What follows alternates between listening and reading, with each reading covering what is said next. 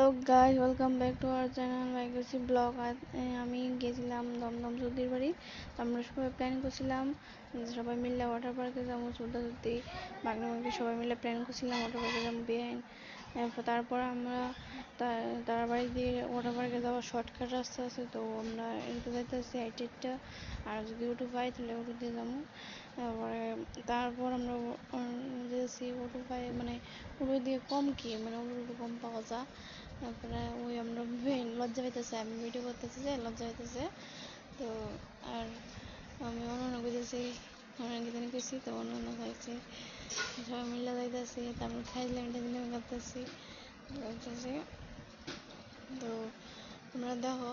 তারপরে শুদ্ধ হইতেছে তাড়াতাড়ি চলতো, মানে একটু দেরি হয়ে আসে, মানে না গেলে মানে আমরা একটু দেরি করে তোমরা সবাই শুদ্ধ হাই করতেছে।